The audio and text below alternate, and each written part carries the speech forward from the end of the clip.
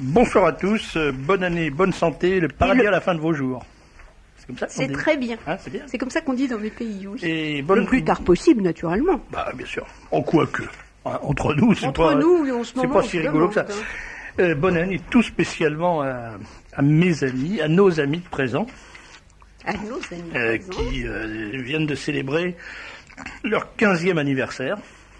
Hein, tout ça ne nous rajeunit pas. Hein. Et non. Et donc, on leur souhaite au moins 10 fois autant. Oui. Hein, au moins. Je vous signale qu'après l'émission, nous tirerons les rois par la barbe chez la mère agitée, 21 rue Campagne Première. 35 rue. Non, pas 35, mais non, n'importe quoi. Enfin, en tout cas, rue Campagne Première, c'est pas compliqué, c'est au milieu. Ne les envoyez pas chez le médecin. Alors, comme c'est simplement une galette, on fait pas un dîner, on fait une galette. Parce qu'on a pensé qu'après les fêtes, quand même, les dîners, ça commençait à être un peu pesant, là. Hein. Donc, pas de dîner, une galette. La ligne. Et du cidre, ou du vin pour ceux qui en voudront, à consommer avec modération. Comme il se doit. Voilà. Le prix sera de 50 francs.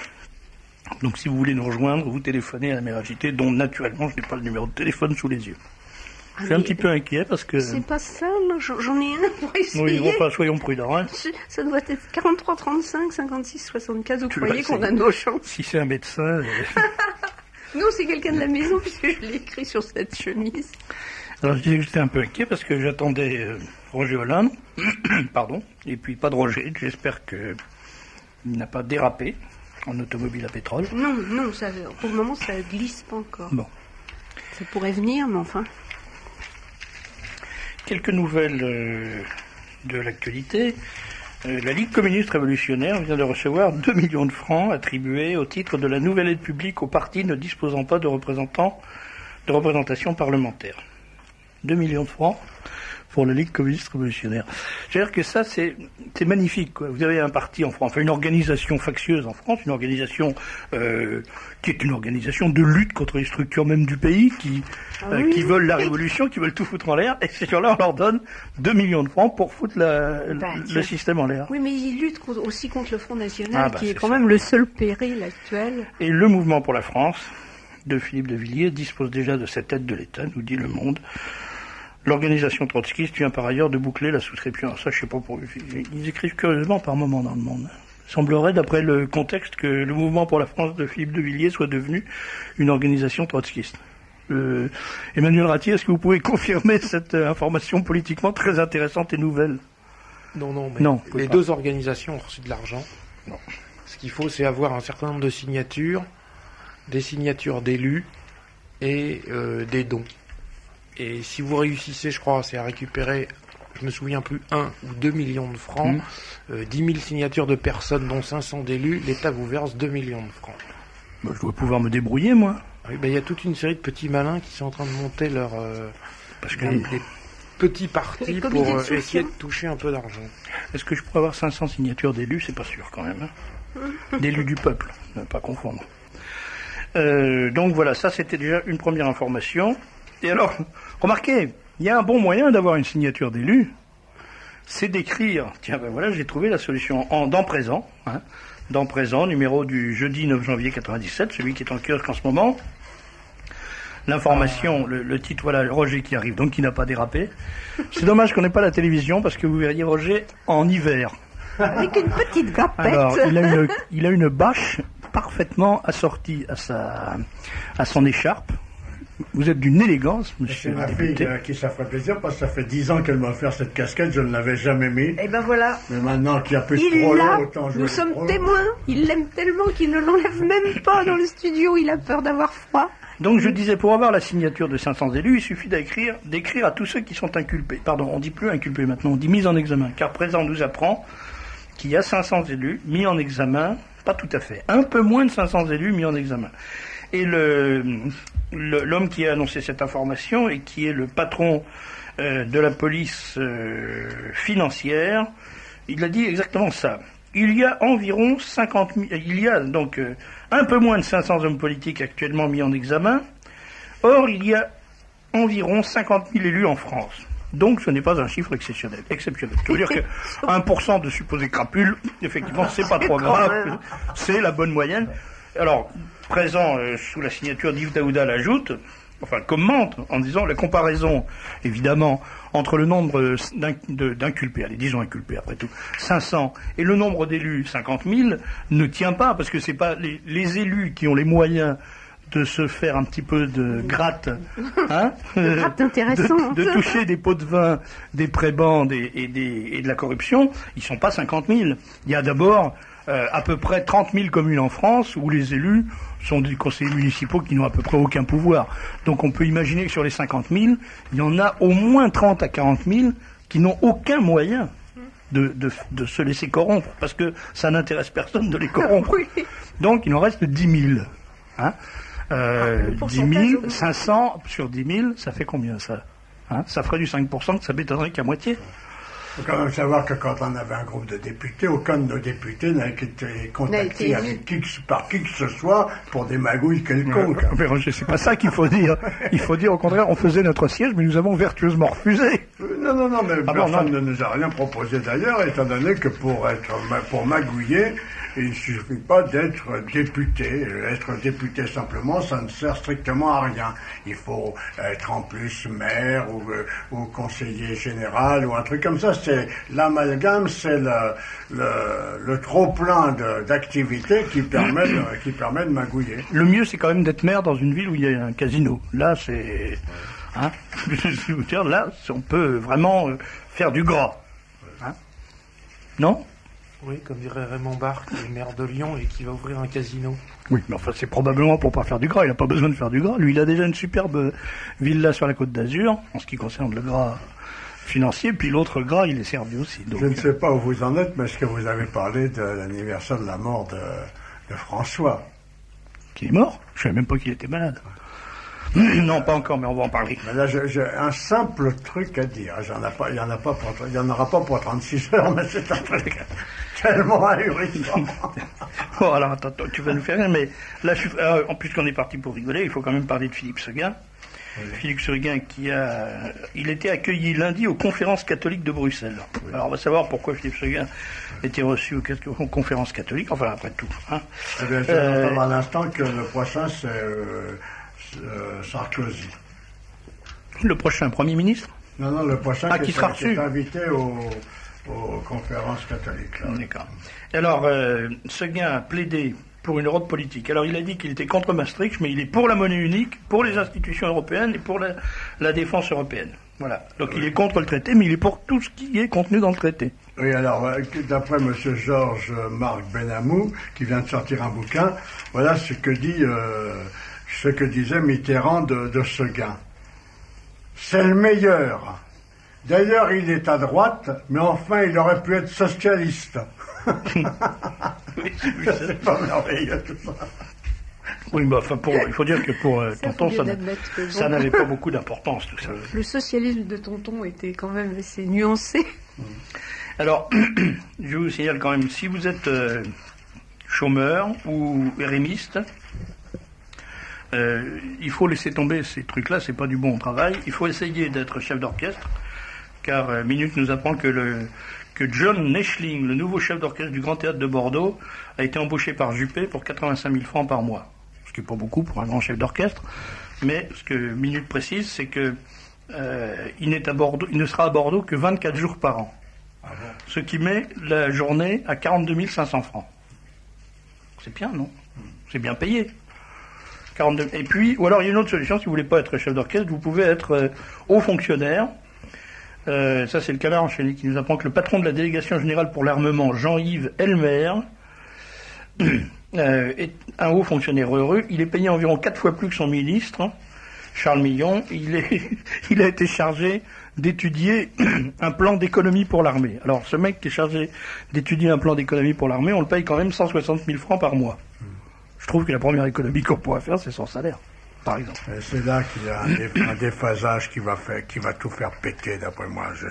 Il y a quelque chose il y a longtemps que ça ne tournait pas rond, mais là, maintenant, ça atteint vraiment des sommets. J'ai été malade la semaine dernière quand j'étais au château avec les scouts, là, et l'infirmière qui venait me soigner est venue, malgré la neige, malgré le verglas, malgré le blizzard et tout, enfin elle est venue avec sa bagnole et tout. Et quand j'ai eu la facture des 2 piqûres que cette femme est venue me faire, par temps exécrable, avec sa bagnole, donc à ses frais et tout, j'ai payé, j'en avais honte, pour les 2 piqûres, 53 francs. Oui. Et c'est là que j'ai réalisé au fond de mon grabat, où j'étais en train vraiment de souffrir, parce que j'étais vraiment très, très atteint, très malade, qu'il y avait quelque chose qui ne tournait plus dans ce pays. Voilà. T'as peut-être pas attendu d'avoir la fièvre pour t'apercevoir que ça allait pas. Oui, mais comme je ne fais jamais faire de piqûres, je savais qu'elle n'était pas très bien payée, mais 53 francs, tarif normal et exigé pour 2 piqûres qu'elle est venue me faire avec sa voiture, par temps de neige, de verglas et tout, je dis que c'est se foutre du monde. C'est se foutre du monde. Et on peut quand même se demander comment les gens ne sont pas dans la rue. On peut quand même se poser la question. Elle serait venue régler ta télévision, ça te coûtait 500 francs de plus. Oui.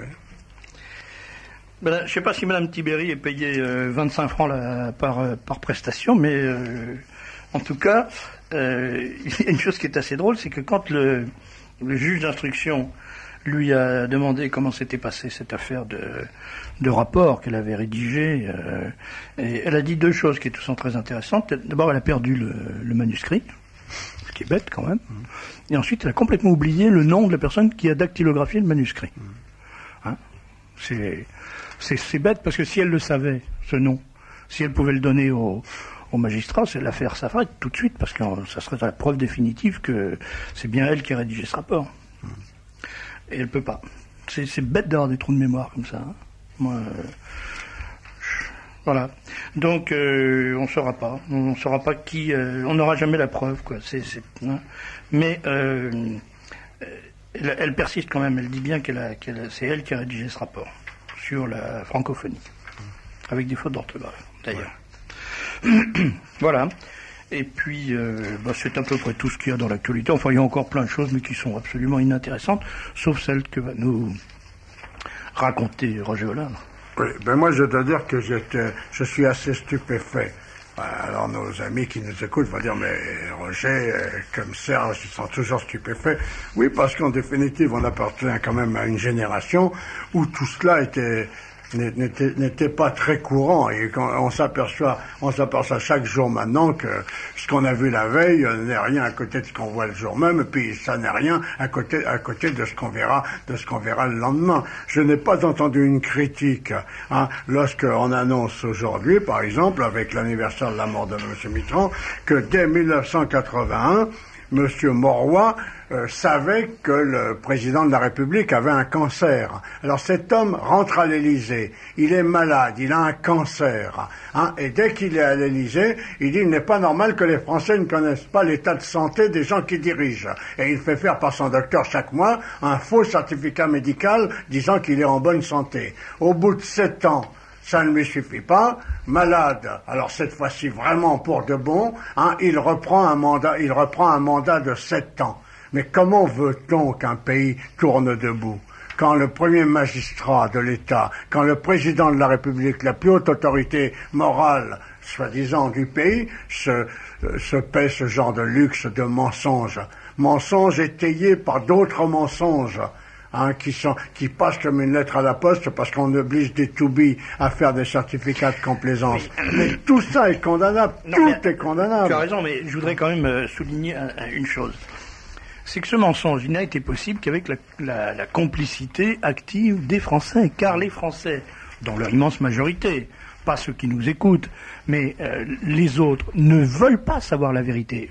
Là, tu cites l'exemple de la maladie de Mitterrand, mais Emmanuel Ratier et moi pouvons témoigner que dès 1983, la chose était connue, puisque nous avions enquêté et nous l'avions publié. Toute l'histoire de la maladie de Mitterrand, la nature de cette maladie, c'est-à-dire un cancer de la prostate, on avait le témoignage de quelqu'un qui était soigné par le même médecin que lui et qui nous disait quel traitement il avait, comment il était soigné, etc., etc. Bon, ça a été publié, ça a été publié dans Minutes, mais je ne sais pas combien de fois, on a fait des dizaines de papiers sur cette question. Tous les journalistes de France étaient au courant, enfin tous ceux qui savent lire, c'est-à-dire la quasi-totalité, quand même maintenant pour être journaliste, pour en gros savoir lire, ou au moins comprendre les 400 mots du vocabulaire de base de la télévision. Donc tout le monde était censé être au courant. Personne n'en a parlé, et quand la seule fois où quelqu'un a osé poser la question à Mitterrand en disant Minutes évoque, etc. Mitterrand a répondu Minutes passe son temps à m'enterrer, ils finiront bien par avoir raison. Bon, j'entendais ce matin sur France Inter un auditeur qui téléphonait pour fustiger les journalistes en disant jamais vous ne nous avez dit, jamais aucun journaliste français n'a dit la vérité sur la maladie de Mitterrand. Alors, c'est pas vrai. Ce brave homme, il croyait ça de bonne foi parce qu'il écoute France Inter. Alors évidemment, quand on écoute une radio de menteurs, et qu'après on proteste parce qu'on a entendu des mensonges, c'est totalement incohérent. Mais c'est pour tout pareil, c'est la question que je voudrais qu'on traite tout à l'heure du mondialisme, de la mise en place d'un État mondial. J'ai beau, moi, dans tous mes meetings, dans tous mes dîners-débats, passer une demi-heure, 3/4 d'heure en finale à expliquer aux gens de chez nous, ils ne le croient pas. Ils ne le croient pas. Voilà, ils ne croient pas à un état-major international qui tire les ficelles. Mais ce genre de mensonges et tout. Là, j'ai aujourd'hui découpé dans Télé 7 jours, il y a un papier sur le bouquin de monsieur Alain Duhamel. Et c'est ce que je disais tout à l'heure. En arrivant pour un homme de mon âge, c'est absolument incroyable de lire ça. Alors, François, artiste, question. François Mitterrand l'était-il aussi dans le domaine de la télévision? La télévision le résume bien. C'était un homme de principe qui ne se les appliquait pas.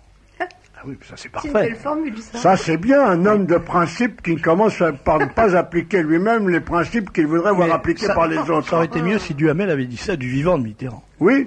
Et puis tout le restant, les questions sont toutes aussi bêtes, sont toutes aussi stupides. Et si on cherche dans ce que j'ai glané simplement aujourd'hui pour venir ici, on s'aperçoit de choses absolument ahurissantes.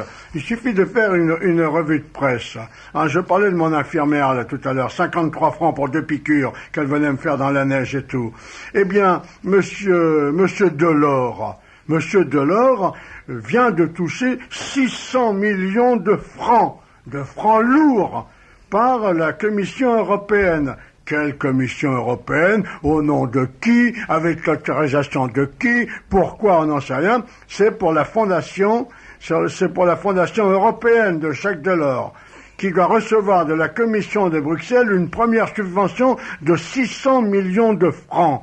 Mais enfin, on nous rebat les oreilles avec juste raison, à longueur de soirée, qu'il y ait des gens qui meurent de faim, qu'il y a des gens qui meurent de froid, et cet individu reçoit 600 millions comme premier prêt, donc il va y en avoir d'autres derrière, 600 millions lourds pour une fondation où il va placer encore un certain nombre de copains. C'est-à-dire que demain, les Français peuvent renvoyer à leurs chères études, en ne votant pas pour eux ou en votant contre eux, un certain nombre d'individus socialistes. Ils seront reclassés par M. Delors. Et puis sur toute la ligne, c'est ainsi.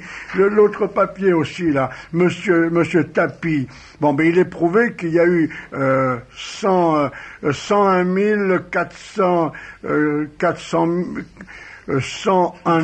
410 266 francs de détournés, c'est-à-dire un sacré pactole. Eh bien, Monsieur Tapie ne sera pas poursuivi. Il sera poursuivi pour autre chose, alors que l'enquête du départ prouvait qu'il était faux, usage de faux, recel de faux, abus de confiance, abus de biens sociaux et complicité d'abus de biens sociaux. Ça lui vaut ça, si ça avait été retenu, ce qui était le cas dès le départ, ça lui vaut 10 ans d'emprisonnement ferme. C'est ce que ça vaut pour Dupont, Durand, Serge, Roger, notre ami et autres. Pour 100 fois moins que cela. Eh bien, ce type, on ne sait pas, déjà, ses avocats, on ne sait pas avec quel pognon il les paie. avec quel pognon il est paie, puisqu'il est failli, il est censé ne plus avoir un rond. C'est pas sa paye de député. Bénévole. C'est pas sa paye de député européen. On a le problème. Tu n'as pas de charité, parce que peut-être que ces avocats travaillent bénévolement. Il y a des avocats qui travaillent gratuitement. Qui travaillent bénévolement, comme tous les avocats d'ailleurs. Bon, cette histoire de l'amendement Malraux, hein, il faut quand même attendre Monsieur Chirac, président de la République gaulliste, hein, pour donner, hein, et exiger et magouiller, parce que le Conseil constitutionnel a refusé jusqu'à présent, magouiller l'octroi de la carte des combattants, hein, aux tueurs des brigades internationales. Aux tueurs des brigades internationales. Parce qu'enfin, on sait très bien que on sait d'où ça vient, Roger. Ça a été raconté, je l'ai déjà dit à ce micro, je crois, dans le Figaro du 18 décembre. Monsieur Robert Hue, secrétaire général du Parti communiste, a dit « J'ai beaucoup de sympathie à titre personnel pour Jacques Chirac, qui d'ailleurs me le rend bien, et je vous indique, je vais vous faire une révélation, c'est à ma demande, pour me faire plaisir, qu'il a imposé au ministre des Anciens Combattants, qui refusait de le faire, l'attribution d'une carte d'ancien combattant aux anciens des brigades rouges, des brigades internationales en Espagne, et il a fait ça pour me faire plaisir à moi, parce que je lui ai demandé pour faire plaisir à mon beau-père qui est un ancien des brigades rouges, des brigades internationales. Donc voilà dans quelle situation, dans quel pays on est. Je suis d'accord, mais je crois qu'il faut le répéter sans cesse, parce que là ça dépasse quand même, c'est une affaire parfaitement scandaleuse, mais là où ça devient complètement délirant, enfin où il y a un glissement sémantique, c'est que maintenant c'est présenté dans toute la presse comme l'amendement Malraux. Oui. Or cette décision, quand on en a parlé au début dans les journaux, personne n'a parlé de Malraux. C'est pour essayer d'amoindrir cette affaire pour que ça passe mieux. Alors on met le mot de Malraux parce qu'on l'a mis au Panthéon. Bon, mais ça ne concerne que des communistes. Ça concerne les pires d'ailleurs des communistes, parce que c'était les communistes staliniens qui opéraient avec la GPU en Espagne et qui tuaient les anarchistes, les trotskistes, et bon, évidemment, les phalangistes et les requêtes et ce genre de gens. Et ce sont les pires pourris qui ont pu survivre à ce genre d'affaires, et maintenant ils ont la carte d'anciens combattants. Alors je pense que les gens d'Indochine, d'Algérie et des autres pays où ils ont combattu doivent être écœurés. Et ça, on le doit effectivement uniquement à Jacques Chirac, à la demande de Robert Hue. Ça n'est paru, c'est vrai, que dans le film. Un auditeur nous fait remarquer une chose qui est tout à fait intéressante. Il dit les combattants des brigades internationales qui n'ont pas été déserteurs par la suite ont déjà la carte d'ancien combattant, comme combattant en France. Oui, donc ceux qui ont besoin de la carte d'ancien combattant au titre de leur combat dans les brigades internationales, c'est la preuve qu'ils ont déserté ensuite. Oui, parce que la guerre d'Espagne était avant la guerre de 39-45. Voilà. Donc cet auditeur demande si le CNC ne peut pas entamer des démarches, au moins faire une enquête. De toute façon, nous avons le CNC a envoyé des pétitions à signer à travers toute la France. Nous sommes submergés, j'en suis très content aujourd'hui justement, où nous demandons le Cercle national des combattants qui regroupe dans ses rangs plusieurs milliers de vétérans des guerres 39-45 et des campagnes d'Indochine et d'Algérie, s'indigne de la décision scandaleuse du président de la République d'accorder la carte du combattant aux mercenaires des brigades internationales qui ont servi entre 36 et 39 la cause du communisme stalinien pendant les guerres civiles espagnoles. On connaît aujourd'hui les résultats de cette expérience marxiste, utopie qui a ensanglanté et ruiné une grande partie de l'Europe pendant 3/4 de siècle. Le CNC demande à tous les combattants de toutes les guerres de dénoncer cette ignominie, véritable insulte à la mémoire de tous nos compagnons d'armes qui ont donné leur vie dans leur lutte contre les barbaries totalitaires pour que la France vive libre. Le CNC demande à M. Pasquini, ministre délégué aux anciens combattants et victimes de guerre, qui lui a été un vrai soldat lors de la campagne de libération de la France par l'armée d'Afrique, de se montrer digne de son passé et d'user de son autorité pour obtenir l'annulation de cette mesure inadmissible. Alors, il y a une autre question qui se pose. Si aujourd'hui un requêté survivant se présente et demande cette carte d'ancien combattant, comment on va lui refuser? Est-ce qu'il y a encore, d'après vous, Emmanuel Ratier, des survivants des requêtés en France? Il semblerait qu'il y en ait 2, oui. Ouais.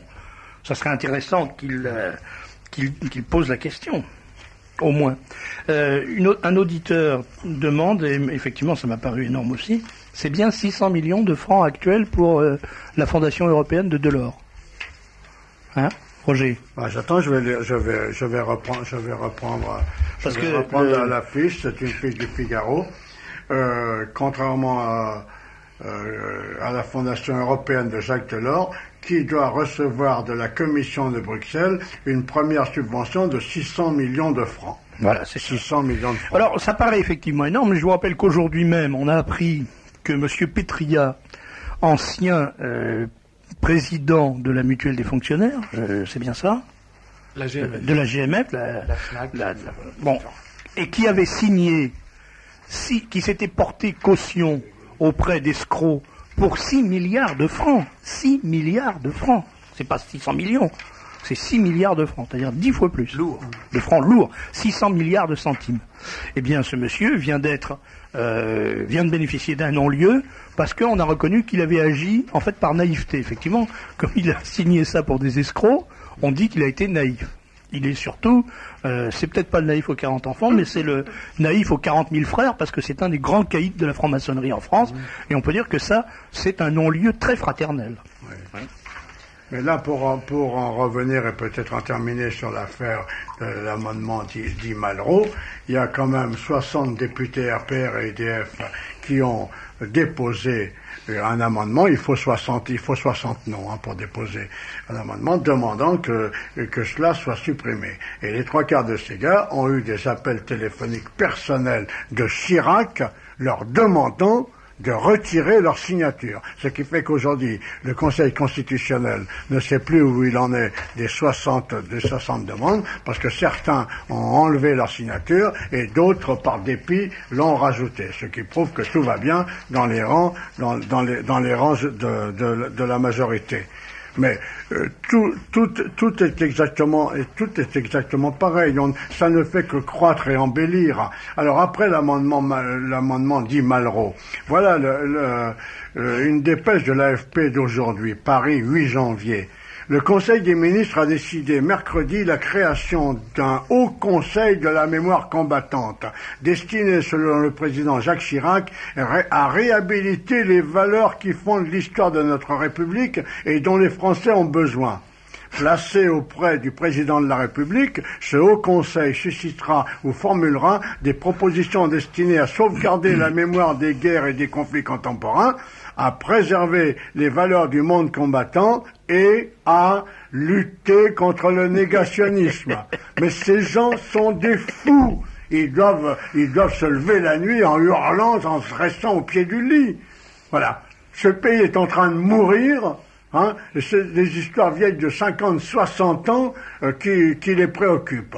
Par contre, dire la vérité sur le communisme, ça ne les préoccupe pas. Il y a quand même une autre chose qui les préoccupe. Enfin, Chirac n'est pas préoccupé que par ça. Je te rappelle que la semaine dernière, il s'est quand même penché sur la question des chiens de clochards, en demandant que des mesures soient prises pour que les chiens des clochards soient accueillis, quand les clochards sont accueillis dans des centres d'accueil, que leurs chiens soient accueillis dans des chenils spécialisés. Alors, moi aussi, je suis tout à fait d'accord pour ça, mais je me demande si, dans la situation actuelle, c'est vraiment le rôle du président de la République. La semaine d'avant, c'était l'entrée des beurs dans les boîtes de nuit qui le préoccupait. Maintenant, c'est la présence des chiens de clochards dans les refuges. Et puis les immigrés de Saint-Bernard. Et puis, il a écrit aux immigrés de Saint-Bernard, c'est à peu près le travail, ça, du commissaire de l'arrondissement. Tu as vu le papier la lettre que je lui ai faite en présent, où je dis, mais enfin, veillez quand même à ce que vos conseillers ne vous fassent pas dire n'importe quoi. Parce qu'ils lui font dire n'importe quoi, parce qu'il est capable de dire n'importe quoi et de lire n'importe quoi. Si par malheur, avant d'aller au micro, il discute avec sa fille, c'est tout juste qu'il va pas arriver en slip comme Madonna, quoi. Enfin, mais j'exagère à peine, mais enfin, si on se penche un peu sur l'entourage de ce type, on peut se poser des problèmes aussi. On peut quand même se poser des problèmes. Il y a beaucoup de choses qui ne tournent pas rond. Et là, dans le communiqué que j'ai déjà commencé à lire, alors, le Grand Conseil, le Haut Conseil de la mémoire combattante, ça va faire encore des planques pour un tas de mecs qui vont être payés à rien foutre. Hein. Il sera composé du Premier ministre, des ministres de la Défense, des anciens combattants, du ministre de l'Éducation nationale, de la Culture, de l'Intérieur, d'un membre du Conseil économique et social, de 2 membres désignés par l'Institut de France, 2 autres par l'Office national des anciens combattants, et de 11 personnalités qualifiées. Qualifiées en quoi? Qualifiées par qui? Recrutées par qui? Ayant quoi comme décoration? Hein? Mais C'est vraiment la mainmise de l'État sur... Est-ce que tu as remarqué une chose? Ça s'appelle le Conseil de la mémoire combattante. Oui. C'est le CMC, oui. À ne pas confondre avec le Cercle national des combattants qui est le CNC, que tu connais peut-être. Alors il y a une autre aussi dépêche de l'AFP. Aujourd'hui c'était très riche, il y en avait peu, mais toutes celles qui tombaient, elles valent d'être conservées et d'être encadrées. Hein. Alors une cinquantaine d'ouvrages à caractère politique nettement orientés à l'extrême droite ont été retirés du CID, du CDI, Centre de documentation et d'information du lycée Edmond Rostand de Saint-Ouen-l'Aumône, Val d'Oise, à la demande d'enseignants. Ceux-ci, qui ont constitué un collectif, ont alerté les parents, le proviseur, le rectorat, l'inspection académique, les associations antiracistes et les médias. Ils demandent une enquête administrative pour découvrir comment et sur ordre de qui ces ouvrages ont été acquis par le CDI. Alors, parmi les ouvrages incriminés figurent notamment, selon le collectif, un essai sur Hitler, dangereux par ses omissions, notamment de l'Holocauste et des millions de morts de la guerre. Alors, c'est un bouquin il s'agit du livre Hitler et ses généraux de Raymond Cartier, de Paris Match. Alors, tout le monde sait bien que Raymond Cartier est un redoutable négationniste, mais où va-t-on? C'est de la délation pure. Est-ce qu'il y a le livre de Claude Reichmann dans ça? Parce que j'ai découvert hier, en écoutant l'émission de Claude Reichmann, que son livre sur la sécurité sociale est un livre qui est apparemment un livre néo-nazi, puisqu'il a été condamné par RTL qui est un des parangons des vertus républicaines. Enfin, on sait bien que ça incarne à la fois l'intelligence, la culture et la moralité. Cette station de radio donc a été dénoncée comme un journal, comme un livre appartenant à la mouvance fascisto-néo-nazie. J'ai écouté Claude hier raconter ça, et je dois dire que il a expliqué qu'ayant entendu cette imbécilité noirâtre lui ayant été rapportée par un auditeur de Radio Luxembourg, de RTL, il est allé demander réparation, et naturellement le patron d'RTL, enfin pas le patron mais le chef de l'information d'RTL lui a juré, croix de bois, croix de fer, qu'il aurait réparation, et par exemple pour réparer, qu'on allait l'inviter dans une émission sur la sécurité sociale comme expert de la question, ce qui est le cas, et il pourrait parler et présenter son livre.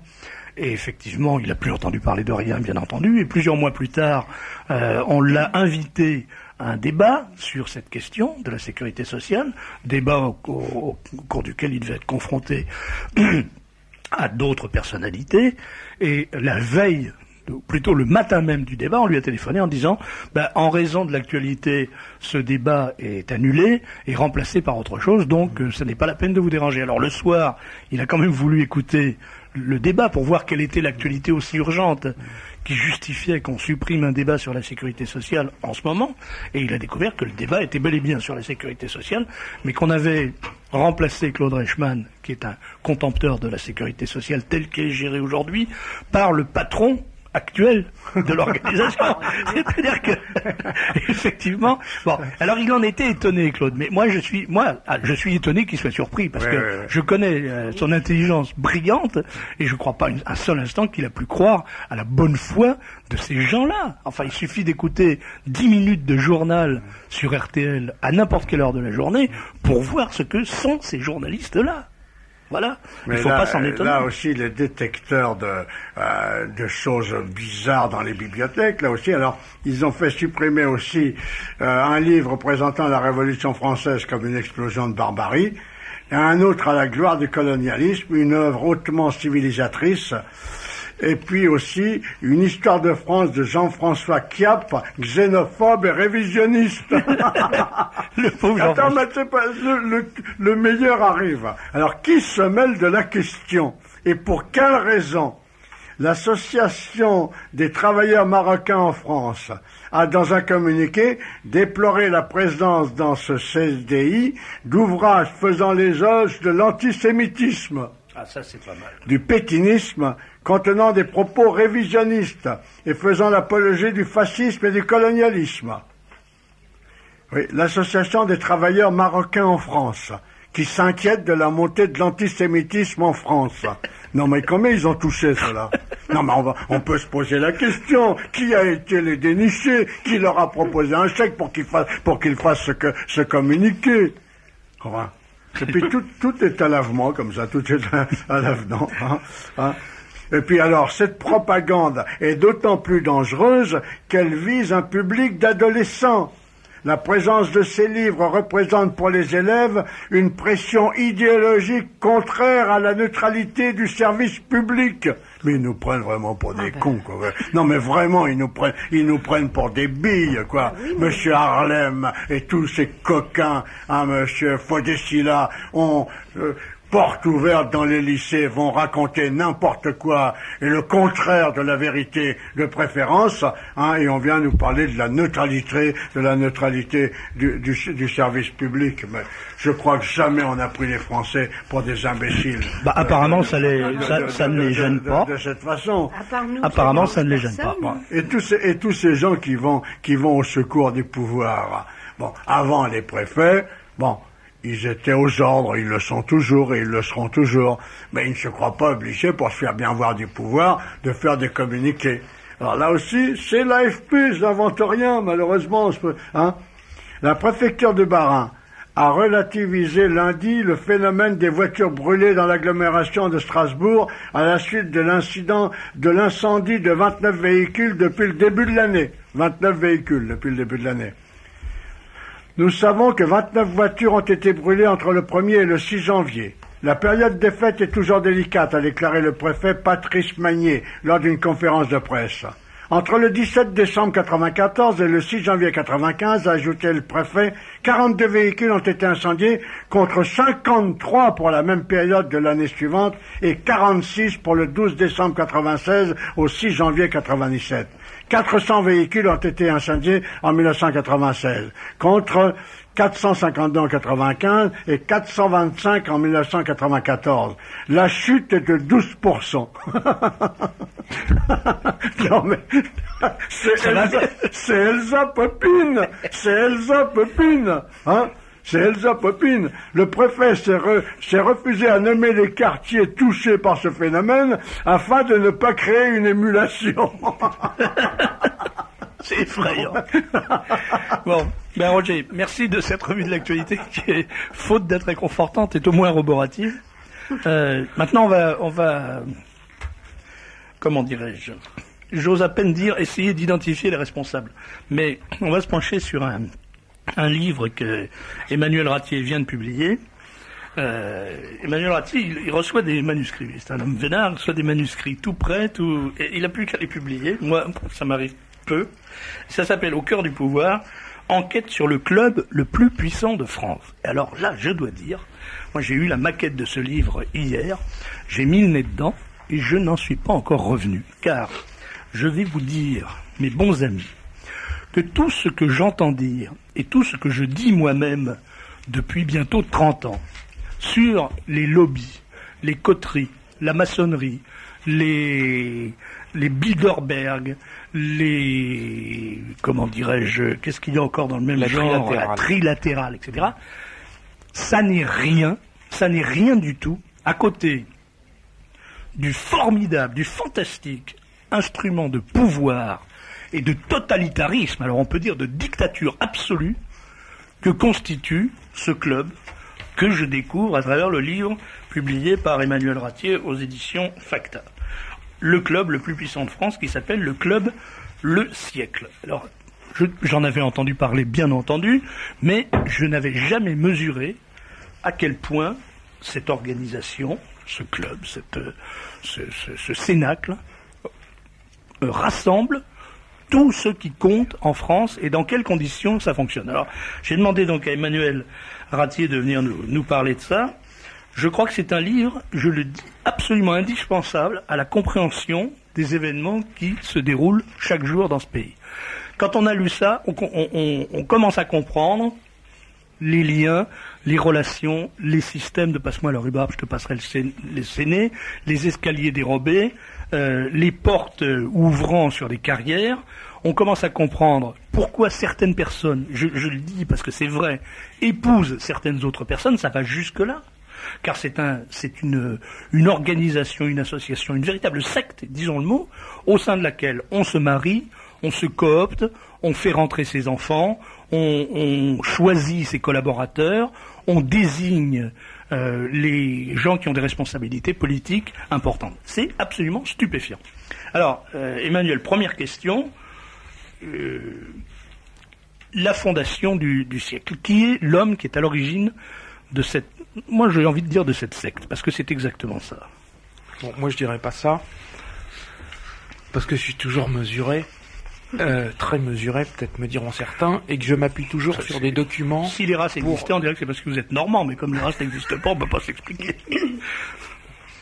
Le siècle a été fondé en 1945, en fait en 1944, ça a été créé par un petit groupe de personnes qui avaient eu un rôle qui pour la plupart ont fait partie de l'appareil d'État sous Vichy et qui pour la plupart ont rallié une certaine résistance, exactement sans doute de la même manière qu'on peut dire que François Mitterrand a fait de la résistance.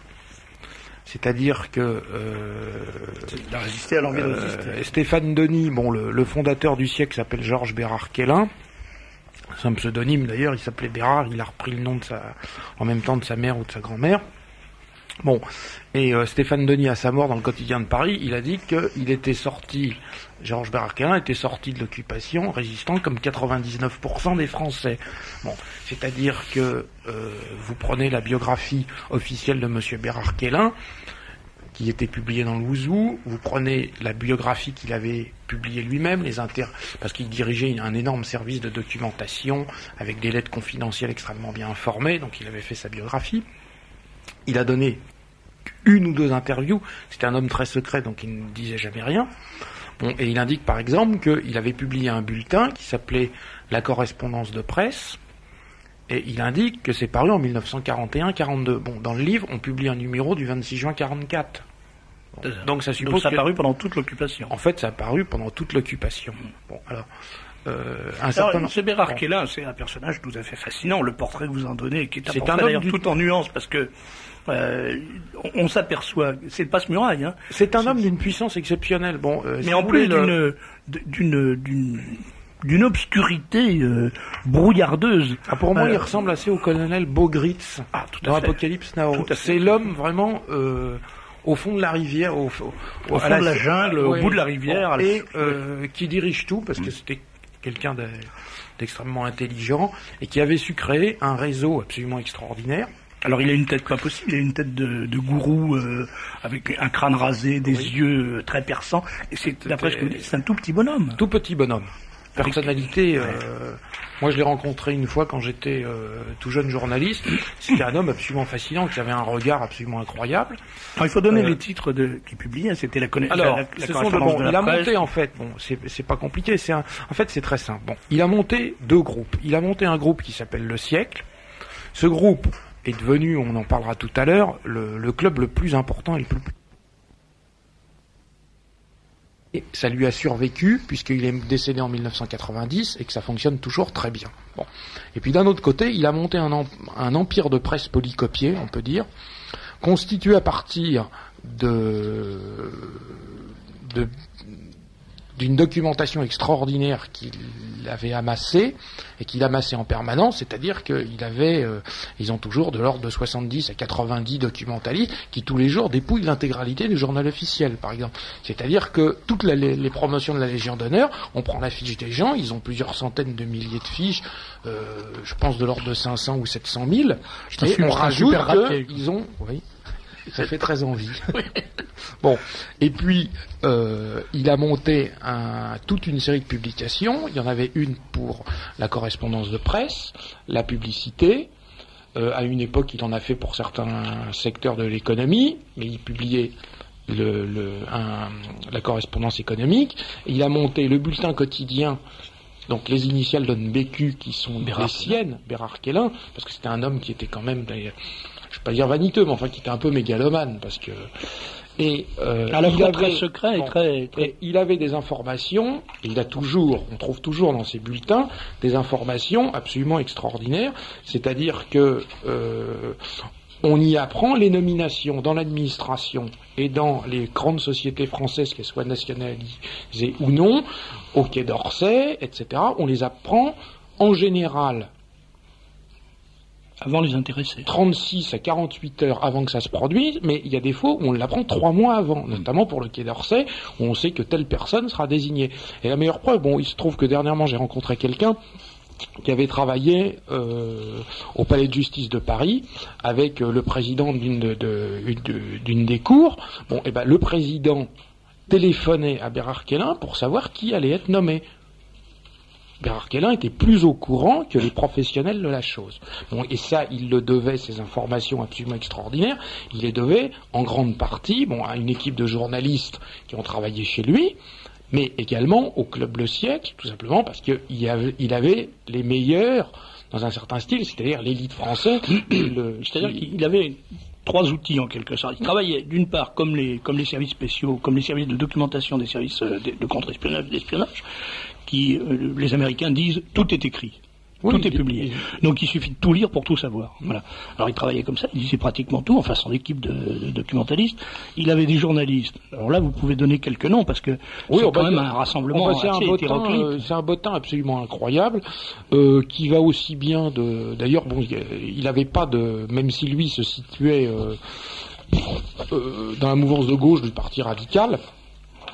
Il employait des gens aussi bien de droite que de gauche, ça avait absolument aucune importance pour lui. Il a employé des centaines et des centaines de personnalités de la presse parisienne. Je dirais que ça allait de Jean Daniel, futur directeur du Nouvel Obs, à quelqu'un que tout le monde connaît ici, qui est Christian de la Mazière, qui est l'auteur du Rêveur casqué, et qui après la Seconde Guerre mondiale, etc. Il avait besoin de travail, il est allé le voir, l'autre l'a pris. Et il faisait travailler les gens. Mais il y a des centaines et des centaines de journalistes qui sont passés, qui d'ailleurs après en général se sont retrouvés. C'était un excellent, c'est d'ailleurs toujours un excellent centre de formation, c'est-à-dire qu'on y passe, on est assez mal payé, donc les gens ont tendance à s'en aller, mais ils ont toujours une certaine reconnaissance parce que ça leur donne une bonne carte de visite pour le travail, et donc ils se retrouvent à la direction de la communication d'entreprise, dans des journaux, dans des radios, et ils continuent à approvisionner en renseignements et en information la Société Générale de Presse. Alors, il y a une chose, c'est que il faut que vous sachiez que les bulletins dont je parle, mis à part, je pense, les journalistes qui sont dans le studio, on en a vu de temps en temps, mais les gens qui nous écoutent ne les verront jamais, sauf si ils sont milliardaires ou PDG, puisque je vais vous donner les tarifs actuels. Le bulletin quotidien, qui paraît 5 jours par semaine, qui est un bulletin polycopié, agrafé, tapé à la machine. Il faut dire ça, c'est même pas des photocopies, c'est même pas de l'impression informatisée. C'est polycopié. C'est de la polycopie, comme on en faisait il y a 20 ans. Un empire de polycopie, ça vaut 29 380 francs, c'est-à-dire 30 000 francs par an. Ça, c'est c'est vraiment le journal le plus cher de France. Un avis à ceux qui disent que le livre journal est trop cher. Oui. Alors, c'est 26 700 pour la correspondance économique, 19 500 pour la correspondance de la presse, mais il est vrai que ce sont des outils extrêmement utiles pour les gens qui peuvent les lire. Inutile de dire qu'en général, par exemple dans un grand journal ou dans les ministères, on prend toujours 1 ou 2 abonnements, puis après la photocopieuse fonctionne, parce que c'est quand même des tarifs extrêmement élevés. Voilà. Alors donc il y a ce moyen ces 2 moyens d'information qui sont la collecte des informations publiées dans les journaux officiels ou les revues techniques, les revues spécialisées, etc. La deuxième chose, c'est l'énorme vivier de journalistes qui rendent en quelque sorte ce que le BQ leur a donné. Et puis la troisième source, alors, c'est ce fameux Club Le Siècle. Oui, alors le Club Le Siècle, c'est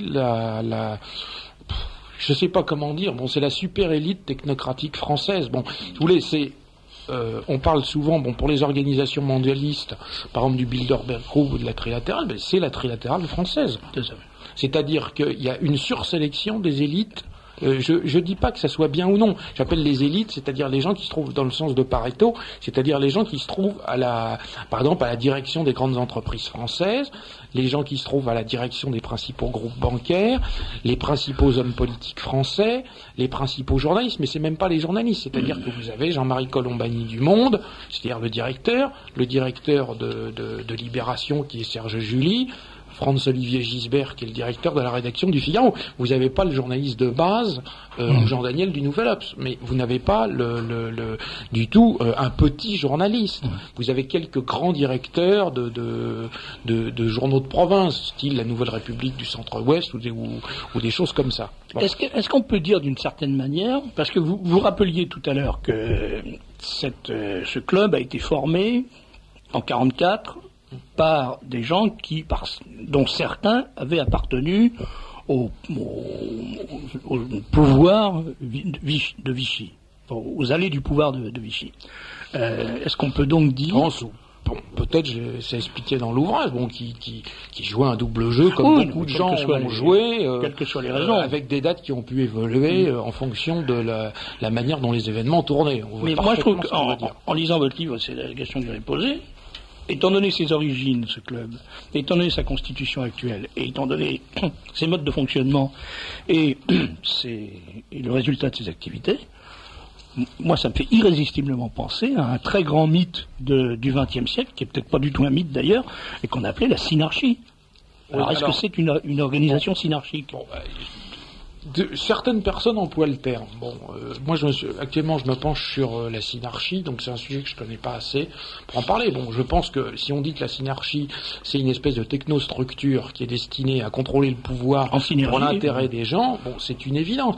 Vous avez, je pense, à peu près 150.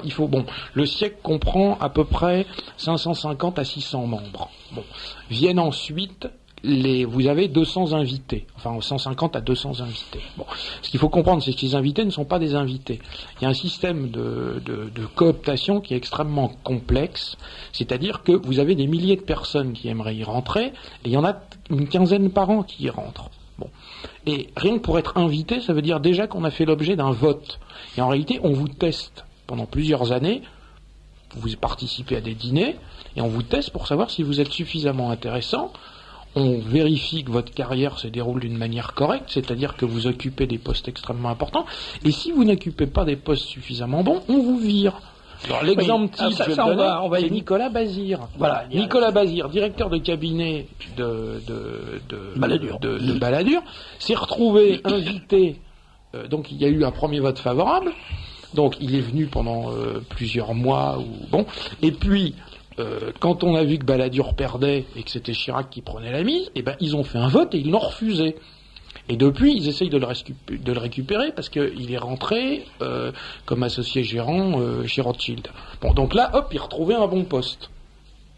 Et donc il y a d'autres gens, par exemple, si mes souvenirs sont bons, je crois que Maison Rouge, le PDG d'IBM, qui était le plus haut français dans une multinationale américaine, Maison Rouge avait été refusé au départ, et puis ils l'ont réussi à le récupérer au bout d'une dizaine d'années. Mais ils commettent assez peu d'erreurs. C'est-à-dire que vous avez 150 inspecteurs des finances, ce qui est le gratin de l'ENA, c'est la super botte, c'est les gars qui peuvent se permettre n'importe quoi, c'est-à-dire Monsieur Jean-Yves Abraire, Jean-Claude Trichet, des gens comme ça, c'est-à-dire qu'ils commettent le plus gros crack qu'on ait jamais produit en France avec le Crédit Lyonnais, qui est 150 milliards au minimum de francs lourds, et il n'y a pas un gars qui est inculpé dans l'affaire.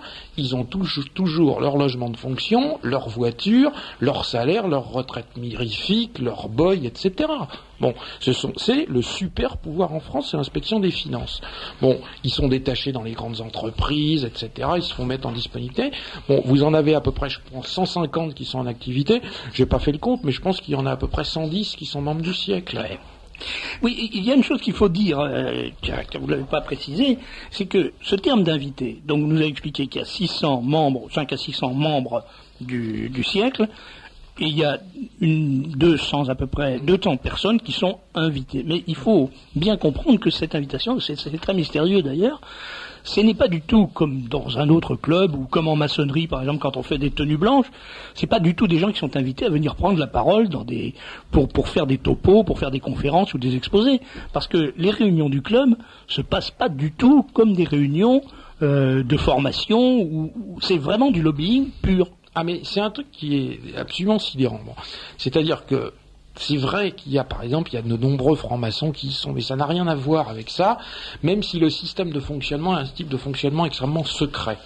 C'est-à-dire que c'est quand même une organisation dont l'existence, en réalité, a été dévoilée en 1977, a été dévoilée par l'humanité. Jusque-là, il n'y a pratiquement aucun article de presse qui soit jamais paru dessus. Bon. Et je pense qu'il y a moins d'une 50aine d'articles, peut-être une 30aine d'articles qui sont parus, qui ont été consacrés au siècle. Et jusqu'en 77, c'est-à-dire qu'ils ont été fondés, ça s'est fondé en 44, et jusqu'en 77, ils ont réussi à fonctionner sans qu'il y ait jamais un article de presse. Pendant plus de 30 ans, voilà. Une organisation qui rassemble les 300 ou 400 ou 500 ou 600 plus importantes personnes de l'appareil décideurs français, des décideurs, voilà, politiques, hommes d'affaires, personne n'a jamais rien dit sur eux. Et aux fonctionnaires, personne n'en a parlé. Vous prenez par exemple, il y a un bouquin assez intéressant là qui est paru le mois dernier. Vous avez le dictionnaire des intellectuels français. Bon, qui est une série, c'est un dictionnaire avec des entrées, il y a des biographies, on en pense qu'on veut, il y a des gens qui disent que c'est écrit par des gens de gauche. Bon, il y a une notice sur le siècle, elle est écrite par Jacques Julliard, qui est membre du siècle. Oui. Bon, quand vous avez un article dans un journal sur le siècle, par exemple dans l'Express, il est écrit par un membre du siècle.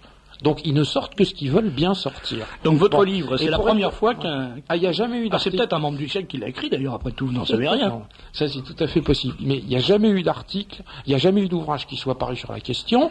Bon, et d'ailleurs, préventivement, la direction du siècle m'a menacé de procès, et je publie la lettre, si on le publiait, parce qu'ils estiment que c'est une atteinte à l'intimité de la vie privée. Or, en réalité... l'ouvrage démontre que c'est absolument pas une atteinte à la vie privée, puisque les gens ne sont pas sélectionnés pour leur qualité personnelle, ils sont sélectionnés exclusivement parce qu'ils ont du pouvoir. C'est-à-dire que si vous perdez votre travail ou que vous partez à la retraite, vous êtes viré. Ça, c'est un des aspects tout à fait fascinants de ça. Toute une série de personnes, les documents sont publiés. Vous avez Antoine Ruffnac, qui est le président du conseil régional de Haute-Normandie. Il fait payer sa cotisation par le conseil régional. Alors, qu'on vienne pas me dire que c'est un truc privé. De la vie privée, bien sûr. Oui, je disais, il y a quelque chose de tout à fait fascinant, c'est que cette machine, ça fait tout à fait penser à la fameuse histoire de la tombola au profit des organisateurs de tombola. Parce que, si vous prenez la franc-maçonnerie, la franc-maçonnerie revendique son existence comme outil d'amélioration de la société humaine. Je dis pas qu'ils le font. Je dis que quand on dit aux gens qu'est-ce que la maçonnerie, ils disent c'est un groupe d'hommes qui travaillent à l'amélioration de la société humaine. L'Église travaille à l'amélioration de l'homme et à la réalisation du projet divin sur l'homme. Mais le club, le siècle, sert les intérêts des membres du siècle. C'est-à-dire, c'est ce que je dis, c'est la tombola au profit des organisateurs de tombola. Il s'agit d'un lieu de pouvoir qui a pour seul objectif d'attirer vers lui le maximum de dépositaires du pouvoir pour que, par synergie, et c'est en sens qu'on peut parler de synarchie, par synergie, l'accumulation des gens de pouvoir produise un pouvoir supérieur à la somme des pouvoirs représentés. Je vais vous lire deux petites choses. Bon, il y en a une, ça a été écrit par des gens de gauche. Bon, il y en a une, c'est Actuel, qui est un magazine qui a disparu, qui était publié par des gauchistes dans les années 70-80, magazine assez intéressant. Très très bien fait. Et c'était Bizot. Bon, et ils ont publié une fois un article sur le siècle. Ils ont fait une colonne dans leur almanach. Alors je vous lis juste le petit passage. Parfois la vie sociale fonctionne réellement comme l'imagine un gauchiste sectaire. Les plus éminents représentants de la classe dirigeante française, des socialistes à la droite et au monde des affaires se réunissent tous ensemble afin de parler d'eux-mêmes, du pouvoir ou du monde. Cela se nomme les dîners du siècle. Alors je vous donne un deuxième exemple.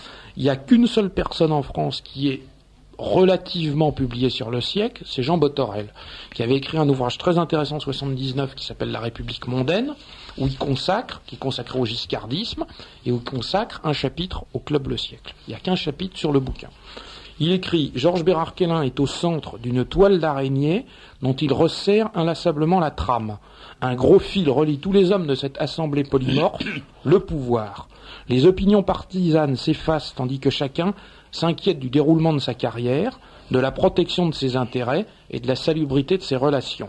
Par nature, le club de Bécu développe une solidarité de puissance et de promotion. » Bon, c'est joliment dit, oui. C'est exactement ce que vous dites d'une autre manière. Je me suis intéressé, j'ai regardé d'autres clubs. Quand vous prenez la franc-maçonnerie, le Rotary Club, le Cercle Interallié, le Lions Club ou des choses comme ça, on vous vire pas quand vous partez à la retraite. Oui, bien sûr. Bien sûr. On vous garde parce que vous venez peut-être moins souvent, mais on vous met pas dehors. Ou vous devenez membre honoraire. Là, on vous met dehors. Et il y a même, quand vous atteignez la date de 65 ans, ils font des réunions. Par exemple, vous retrouvez en retraite en juillet, vous avez atteigné 65 ans en juillet 97. Eh ben, il y aura une réunion pour savoir si on conserve jusqu'à la fin de l'année. Non, mais c'est hallucinant. Ils ne sont non, mais si vous voulez, les noms, figurent dans l'ouvrage la biographie de la plupart des. Ça, j'allais dire parce que c'est pas du tout un bavardage sur le. Vous les connaissez tous. Voilà. Je veux dire, il y a que des gens. C'est formidable. Vous les connaissez tous, vous les connaissez pas tous, mais il y a que des gens hyper puissants. Non, mais on peut l'ouvrir. Moi, on fait un exercice. J'ouvre la page 145. Gilberte Beau. Tout le monde a entendu parler de Gilberte Beau, et avant, qui a été la conseillère financière de Tapie. Voilà, et qui a page été 177, Jean-Denis Bredin, qui a été ministre de Mitterrand et qui a été et qui est avocat, qui est un grand avocat, au moins un avocat connu. Page 209, Jean-Claude Colliard. Tout le monde sait était le conseiller juridique de Mitterrand. Voilà, on prenait page 241, Jacques Douffiag, ministre. La chose, c'est que, à la différence d'autres organismes ou d'autres clubs, c'est un club qui réunit à la fois des gens de la presse, des gens de la finance, des gens de la politique, et donc ça a une extraordinaire... Et des gens de la haute fonction publique. C'est bien très sûr, important. Bien sûr. Parce que c'est ça le mécanisme. C'est-à-dire que ça leur permet de se distribuer le pouvoir. Vous avez, actuellement, par exemple, je vais vous dire, actuellement, vous aviez, je dirais à peu près, je sais pas, mais j'ai pas fait le calcul, mais je dirais qu'il y avait à peu près un tiers du gouvernement socialiste, il y avait un bon tiers du gouvernement de Balladur, et actuellement, vous avez à peu près un tiers du gouvernement actuel. Donc actuellement, vous avez comme membre, vous avez Alain Juppé, donc le Premier ministre, qui en est membre, et puis vous avez les principaux postes. Alors vous avez Charles Millon, ministre de la Défense, Jacques Toubon, le garde des Sceaux, François Bayrou, le ministre de l'Éducation nationale, le chouchou à Victoria, Hervé de Charette, le ministre des Affaires étrangères, Michel Barnier, qui est le secrétaire d'État aux Affaires européennes, donc Maastricht, donc toute la mondialisation, Jacques Barrot, le ministre du Travail et des Affaires sociales, Lamassoure, ministre du Budget, Fillon, Poste, Télécommunications et Espace. Et les noms qui sont publiés ici, ça se veut aussi précis que possible, il y en a peut-être d'autres. Nous, j'ai décidé de publier cet ouvrage. J'ai publié ce qu'on avait, ce qui m'était proposé. Il n'y a pas de nom qui était inventé. Mais donc vous avez le gouvernement actuel, vous avez la quasi-totalité des gens qui sont importants. Vous n'avez pas Corinne Lepage, secrétaire d'État à l'environnement, ou vous n'avez pas Xavier Emmanueli, secrétaire d'État, je crois, à l'action humanitaire. Ce ne sont pas des lieux de pouvoir, ce ne sont pas des gens qui contrôlent la finance, qui contrôlent l'État, qui contrôlent le pouvoir. Alors un auditeur nous dit, vers 78, Dominique Vénère a publié un dictionnaire de la politique à la rubrique Bérard-Kellin. L'auteur le présente comme fondateur du siècle et explique le fonctionnement de ce club. Et cet auditeur raconte que Bérard-Kellin avait traduit Vénère en justice et obtenu l'occultation de l'article par une surimpression noire. Cependant, ajoute-t-il, avec une certaine incidence de la lumière, on peut lire le texte et tout savoir. Il est exact que Dominique Vénère, on reproduit d'ailleurs les pages dans les 2 pages du guide de la politique, avait consacré une notice à Bérard-Kellin. Et il a consacré une notice à Bérard-Kellin dans laquelle il écrivait que je simplifie, que Bérard-Kellin avait été un collaborateur et il rappelait pas ses titres de résistance. Donc Georges Bérard-Kellin a fait un procès et l'a évidemment gagné. Voilà. Il faut savoir que quand même Dominique Vénère avait trouvé 2 témoins qui se souvenaient assez bien de Bérard Kellin à l'époque, mais comme ces gens avaient été condamnés à 10 ans d'indignité nationale, on a considéré que leur témoignage n'était pas valable. Bah oui, pour cause, bien sûr. Il y a une question qui est posée par un auditeur qui nous dit, mais est-ce que Mitterrand, Fabius, Rocard, Larcher, Chirac, Séguin, Juppé, Delors, alors pour Juppé, etc., Delors on a répondu, mais en ce qui concerne Barre, par exemple, Barre, non. Non, il n'en est pas. Il n'a pas besoin parce que oui, Barre est au Bilderberg, à la trilatérale. C'est le rapporteur annuel de la conférence de Davos. C'est quelqu'un. Raymond Barre est quelqu'un qui travaille au niveau international. Cela dit, il a été invité en 94. Oui. Vous l'indiquez. Oui. Parce que vous donnez la liste de tous les membres et de tous les invités. Hein? Alors Barre, mais en tant que tel, il n'est pas membre. Bon. Mais si vous voulez, bon, le G7 qui a eu lieu l'année dernière à Lyon, c'était pas du tout un hasard que ça se déroule à Lyon. C'est parce que ça permet de promouvoir Raymond Barre sur la scène internationale. Et Raymond Barre a un rôle certainement beaucoup plus important à l'étranger qu'en France. Bon, Mitterrand en a été membre. Mais bon, il en est parti, je ne sais pas pour quelle raison. Il est cité par Jean Botorel dans l'ouvrage La République mondaine, mais dans les listes qui sont publiées à la fin de cet ouvrage, il n'y figure pas. Donc, est-il parti parce que par manque d'assiduité, parce que si vous venez pas assez souvent, si vous ratez, je crois, 2 ou 3 dîners, vous êtes viré. Enfin, c'est extrêmement strict. Bon, ou parce qu'il trouvait que ça ne l'intéressait pas. C'est tout à fait possible. En revanche, Chirac n'est pas non plus, mais je vois qu'il y a Georges Chaudron de Courcelles. Oui, alors, si mes souvenirs sont bons... Chaudron de Courcelles, c'est le nom de Madame Chirac, oui, le nom de mais fille de Madame je Chirac. crois que c'est qu'un oncle, si mes souvenirs sont bons. De toute façon, il y a une notice biographique qui est consacrée à chacune des personnalités qui ont été soit invitées, soit membres du siècle. Alors, est-ce qu'il y a des communistes ? Alors, il y a quelques communistes. Vous avez Guy Bréban. Guy Bréban est personnage de l'ombre. On l'appelait le 5e ministre en 81. C'était l'homme, c'est un conseiller d'État. C'était le beau-frère, si mes souvenirs sont bons, d'Henri Curiel. Et Curiel qui a été assassiné. En combien 73, 60, je sais plus. Qui était le coordonnateur de nombre des réseaux de soutien au mouvement de libération nationale ou mouvement de solidarité avec le tiers-monde. Le transfert de pognon. Bon. Et donc Guy Bréban était l'homme qui était chargé de faire la liaison entre les ministres et secrétaires d'État communistes. C'est ce qu'on appelle un hors-carte, c'est-à-dire que c'est quelqu'un qui se réunit pas en cellule parce qu'on veut pas qu'il se fasse repérer, qui a pas le droit de posséder sa carte du Parti communiste chez lui, etc. Bon, si mes souvenirs sont bons, parce que il y en a quand même, bon, il doit y avoir la biographie de 1150 personnes, donc je peux pas me souvenir de tous les noms. Vous avez quelques communistes en plus, notamment des membres de la CGT qui en viennent. Bon, alors inutile de vous dire qu'il n'y a aucun membre du Front National. C'était la question que j'avais. Mais c'est pas que... Je cherche Hollande, je ne vois pas. Non. Il y a Hollande, Hollande, mais il n'y a pas Hollande. Voilà. J'ai raté un repas, voilà, ils m'ont viré. Oui.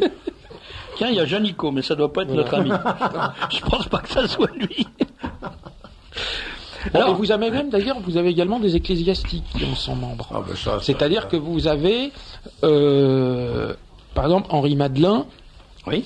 Bon, tous ces gens ont des profils particuliers. C'est-à-dire qu'ils correspondent à la crème politique du conformisme. C'est-à-dire que, pour être très clair, vous n'avez pas Pierre Mauroy, qui était un socialiste, on pourrait dire populiste. Un peu mal dégrossi. Voilà. Bon, qui pouvait se boire une chope de bière avec des mineurs. Bon, mais il y a Martine Aubry. C'est un autre genre, si vous voulez. Bon. Il y a Hollande. Oui, bah, vous avez la gauche caviar. Mais il suffit pas d'être de la gauche caviar pour en être. Il faut vraiment avoir du pouvoir. Il y a Pierre Berger. Parce que c'est un gars qui a une certaine surface. Des gens de petit niveau ou même de moyen niveau ne les intéressent pas. Puisque de toute façon, actuellement, il y a plusieurs centaines de membres qui ont été acceptés Et il y a actuellement, d'après les rares indications qu'on a, il y a plus de 200 personnes qui ont été acceptées qui ne peuvent même pas venir depuis plusieurs années parce qu'on n'a pas la place pour les accueillir. C'est-à-dire qu'ils font des dîners, ils sont de l'ordre de 4 à 500, mais ils vont pas faire un dîner des 1000. Donc, il y a toute une série de personnes qui, bien qu'étant acceptées, ne peuvent pas venir. Alors, on les fait venir de temps en temps par roulement. Bon. Mais c'est vraiment oui, pour en revenir, excusez-moi, à cette histoire d'église. Bon, vous avez Henri Madelin, qui était le supérieur des Jésuites de France, directeur de la revue Études. Donc c'est pour certains, ça dira quelque chose. C'est-à-dire que c'est un intellectuel qui a du pouvoir dans l'église. Bon, mais donc un évêque de base les intéresse pas. Ce sont pas des gens. Il faut, en réalité, ça réunit le club du siècle réunit des gens qui ont du pouvoir et qui, en quelque sorte, en désirent plus et sont prêts, pour en obtenir plus, à en sacrifier une petite partie. Ils considèrent que, au fond, leur pouvoir c'est une monnaie et il faut l'investir pour que ça rapporte. Et ce qui est formidable, c'est que ce club fonctionne alors que le fondateur est décédé. Parce que les gens y trouvent suffisamment d'intérêt pour que ça fonctionne. Ils en tirent sans doute suffisamment de profit. Parce que vous m'avez demandé tout à l'heure comment ça fonctionnait. Contrairement à tous les clubs, il n'y a pas de conférence, il n'y a pas de conférencier. La seule chose, ça se réduit exclusivement, ils font un dîner par mois.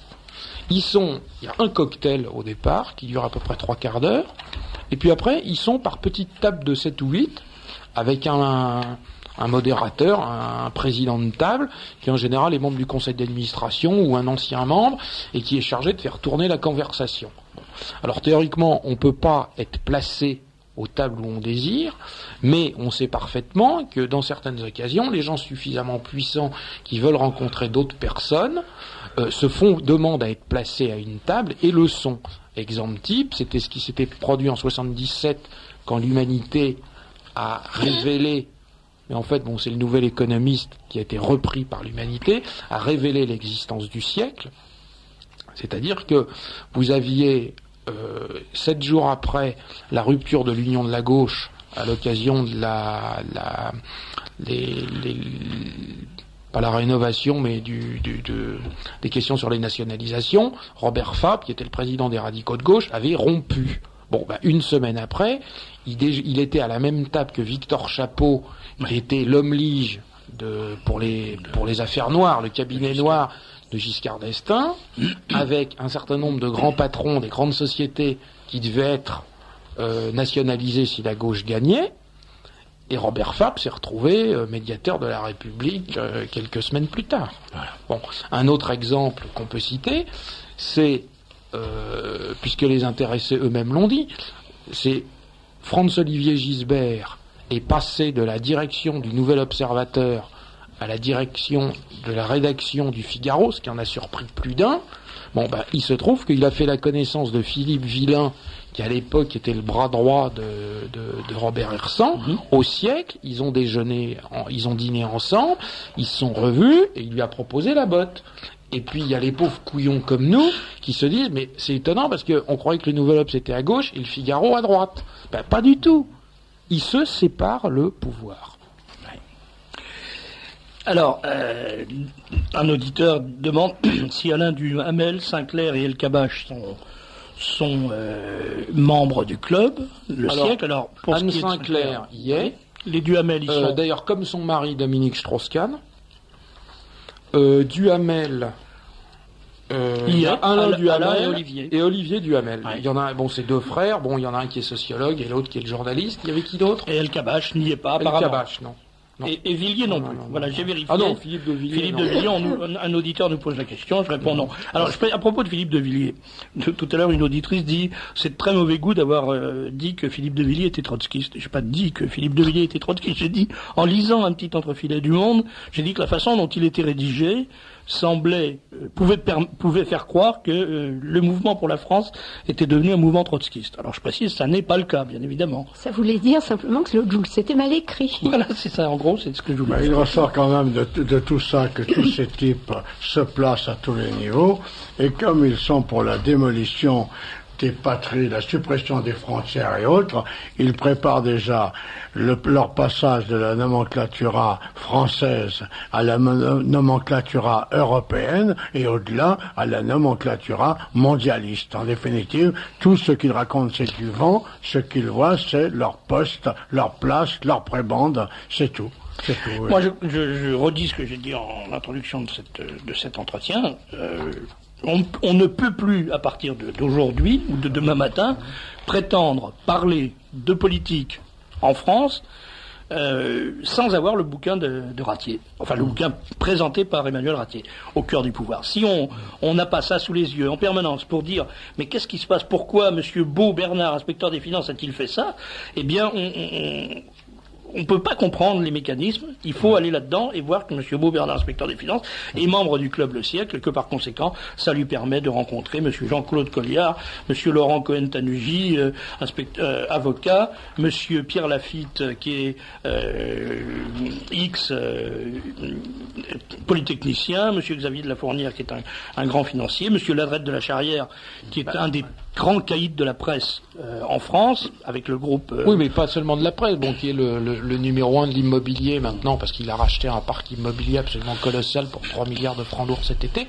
Bon, et Ladrette de la Charrière, d'évidence, c'est quelqu'un qui s'appuie sur le siècle pour progresser. Et le siècle s'appuie sur lui aussi. Alors, c'est comme ça que, par exemple, il a recruté Alain Gomez, membre du siècle, qui a été PDG de Thomson de 80 à 96, et hop, il se retrouve dans le groupe de Ladrette de la Charrière. Ladrette de la Charrière, il faut le rappeler pour les auditeurs qui nous écoutent, c'est le groupe Valeurs Actuelles, entre autres. Hein. C'est le patron, le propriétaire de Valeurs Actuelles. C'est le plus gros financier, enfin c'est un des financiers, je pense que c'est le plus gros de la fondation Agir contre l'exclusion de Martine Aubry. C'est exactement ça, c'est la fondation Agir contre l'exclusion de Martine Aubry. Martine Aubry. Vous avez le numéro 2, parce que je suis en train de rechercher la biographie de Ladrette de la Charrière. Vous avez le numéro 2 de son groupe qui doit s'appeler Béatrice Morali, qui est membre du siècle. Il a recruté le nouveau patron de la Sofres au siècle, enfin où il les a fait rentrer, mais c'est vraiment un groupe qui fonctionne un peu en symbiose avec le groupe Le Siècle. On comprend qu'on leur pose des problèmes, hein. Oui, ça évidemment. En étant vivant, on leur pose quand même quelques problèmes. Quelques petits problèmes. D'ailleurs, c'est peut-être pour ça que ça va pas durer aussi. Alors, Victoria, dites-nous donc quel est le titre de cet ouvrage qui nous allège beaucoup. Alors, il faut préciser. Bon, il y a eu l'ouvrage est imprimé puisque Serge l'a sous les yeux.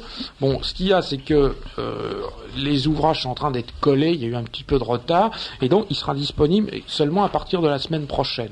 Bon, alors on le trouvera dans les librairies amis, parce qu'évidemment la Fnac n'en veut pas, et ni les librairies classiques. En plus, moi j'ai pas les moyens de distribuer par des libraires qui vont me les renvoyer cornés et bousillés parce qu'ils veulent pas le vendre.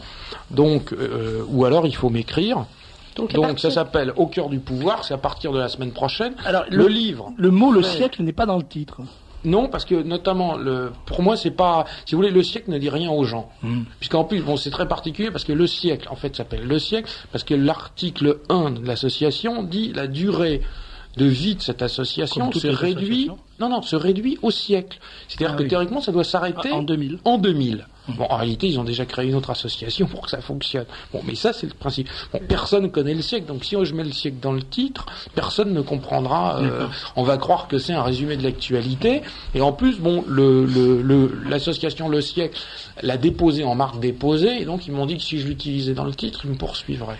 Bon, alors c'est vraiment démodéré. Alors ça s'appelle Au cœur du pouvoir. Ça s'appelle Au cœur du pouvoir. Et vous disiez qu'on pouvait vous écrire aussi à... Alors, le bouquin fait, je précise, bon, 592 pages, donc ça fait pratiquement 600 pages.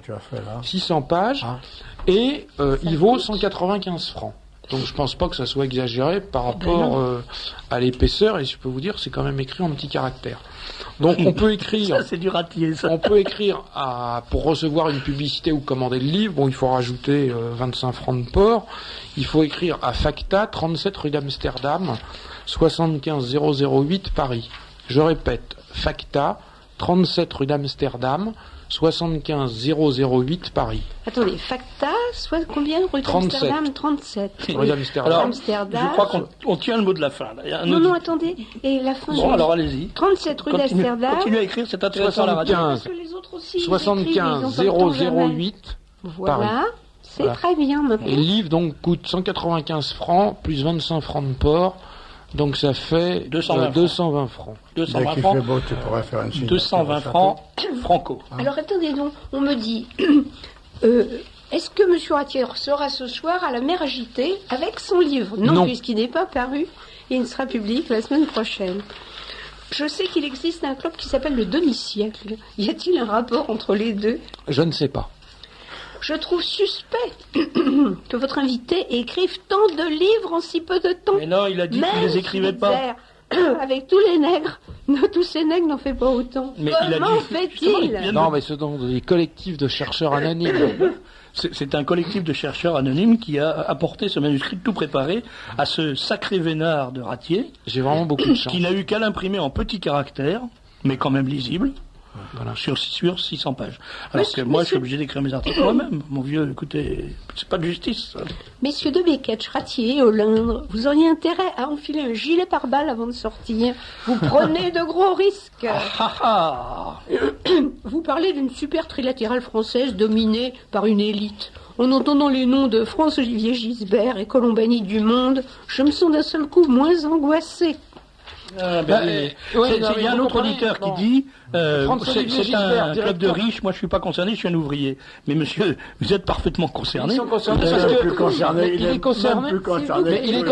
il est concerné parce qu'il y a le PDG de l'UAP, il y a le PDG du Crédit Lyonnais, il y a le PDG de Thomson, il y a le on peut je les donne comme ça, c'est pas c'est les patrons, il y a le PDG de Rode Poulain qui a etc. Et la situation, c'est les gens, d'ailleurs c'est formidable, en plus c'est une liste extraordinaire pour le jour du grand soir. Il arrive à ce propos-là de nombreux messages. Eh bien, si vous voulez savoir que les gens dont vous parlez, s'ils sont dans le livre, il faut l'acheter. Oui, maintenant, nous ne vous dirons plus rien. On ne peut pas donner tout le Qu'est devenu monsieur Stéphane Denis? Je sais pas ce qu'il est devenu, Stéphane Denis.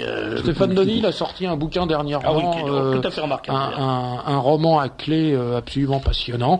Et Jean Botorel, qui avait écrit donc un bouquin sur le siècle, lui, il a publié en début d'année un bouquin sur les combines de la presse et notamment au Figaro, ce qui fait que son éditeur qui l'avait accepté l'a refusé, c'est paru chez notre ami Jean Picolec depuis, et il a été viré du Figaro. Voilà. Donc on voit tout de suite à quoi ça sert d'être courageux. Ceux qui ont souscrit... Et à quoi ça sert d'appartenir au siècle, parce que s'il avait été membre du siècle, Botorel, il n'aurait pas été viré, voilà. Ceux qui ont souscrit à votre ouvrage il y a quelques mois, oui. Quand vont-ils le recevoir? Dès que je le reçois de chez mon imprimeur, je fais mes paquets et je leur envoie. Est-il vrai que M. Alexandre Adler, trotskiste, notoire, est conseiller de M. Séguin? Oui, c'est absolument exact, comme son épouse, Madame Blandine Barré-Krugel, qui vit avec M. Adler, et ce qui est normal pour ils passent pour être les principaux nègres de Philippe Séguin, et donneurs d'idées, conseillers pour les relations internationales, etc., etc. Oui, c'est exact. Est-il vrai que Claude Chirac est une militante trotskiste? Non. Bon. Non, ce qui est exact, il y a la fille de Maurice Ulrich, qui a occupé des postes éminents, qui s'occupait de la communication auprès de Jacques Chirac. Bon, et sa fille, elle est membre du Parti des Travailleurs de Lambert. C'est chouette, je trouve. C'est un bon moyen de rencontrer des ouvriers. Qui est un mouvement trotskiste. Et donc, c'est par là que passait une partie des choses. Bon, et on a dit qu'il y avait une des amies de Claude Chirac, une des proches amies, mais moi j'en sais rien, je l'ai lu dans la presse à diverses reprises, qui était effectivement une trotskiste. Mais moi, je m'avance pas là-dessus. Moi, c'est tellement amusant. Parlez-nous de Philippe Moinet, Observatoire de l'extrémisme. D'où vient-il? Qui est-il? C'est hors sujet, ça. Je suis désolé, on y reviendra, mais c'est hors sujet. On y reviendra, on pourra en parler un jour. C'est le fils du malheureux colonel Moinet. Moi, je suis désolé. Qui s'arrache les cheveux d'avoir un fils pareil. Alors, quelques suggestions. Je suggère d'instaurer la Saint-Mitterrand avec un jour de congé à l'appui, bien sûr. Le ministre des Anciens Combattants se déshonore en ne démissionnant pas avec fracas après avoir l'attribution contre son gré de la carte de combattant aux brigadistes. Mais pour se déshonorer, il faut avoir de l'honneur. L'octroi de la carte des anciens combattants, ça réclame un complément. Il faut l'octroyer aussi aux combattants de l'ALN qui en Algérie ont lutté pour la juste cause de l'indépendance. Ça va venir. Et puis les malgré nous, les Boudarel, les séparatistes machin, enfin bref, il y a de l'avenir. Monsieur, ne pas oublier de signaler qu'on vient de nommer monsieur Babacar Diop, cabinet du ministre délégué au logement, conseiller technique, chargé des relations avec le Parlement. C'est le porte-parole des sans-papiers de Saint-Bernard. Où va-t-on? Ah oui, tout droit, on y va. Que pensez-vous de l'attaque de la rame de métro du 1er janvier, qu'est de la râpée? C'est triste. Je sais pas, il paraît que c'est pas vrai. Ah ben si, c'est vrai, il y a un témoin qui nous a dit qu'ils étaient dans le métro, ça a été lacéré, ils ont été... Alors voilà, ça prouve que les gens de la RATP sont des menteurs parce qu'ils ont dit que c'était pas vrai. Ah bon. À propos de la compétence des socialistes, ces derniers viennent de planter un arbre par temps de gel, il va bientôt crever. Ils ne diront pas comme qui. Voilà, on va peut-être en rester là, ça couronne, ça, non? C'est gentil, ça, tout non, ça. Non, mais c'est pas vrai. Quoi? Comment c'est pas vrai? C'est très. Il faut évidemment planter des arbres quand ça gèle. Voilà. C'est vraiment des gens qui sont pas. C'est vraiment des gens qui sont pas. Des arbres à la Sainte-Catherine, le 25 novembre. Voilà. Mais non, mais on les plante toujours quand il fait froid. Même bon, c'est vrai que là la terre est dure, mais ça pose absolument aucun problème de Emmanuel, je vous inviterai un soir, en même temps que Cécile Adem, on pourra parler de ce sujet. Et vous verrez. Alors ça, l'indignation d'Emmanuel devant cette question. Non, c'est fini, Victoria. Au cœur du pouvoir, pour l'obtenir, à quel nom doit-on libeller le chèque? Facta. Ah, vous voyez que c'est Facta sunt. Facta, F comme François. F-A-C-T-A. Voilà. Est-ce le même Facta qui édite les livres de Monsieur Ratier et qui distribue le livre du docteur Louis de Brouwer? De Brouwer? Non, visiblement. C'est bien ce sont mes bouquins. Voilà, mais le livre du docteur de Brouwer. Non, le docteur de Brouwer devrait venir à cette émission prochainement. Voilà, je le signale s'il accepte mon invitation. L'adresse, encore une fois. Facta, 37 rue d'Amsterdam, 75 008 Paris. Et restez à l'écoute parce que nous recevons Marc Dem et j'ai un appel pressant à vous lancer.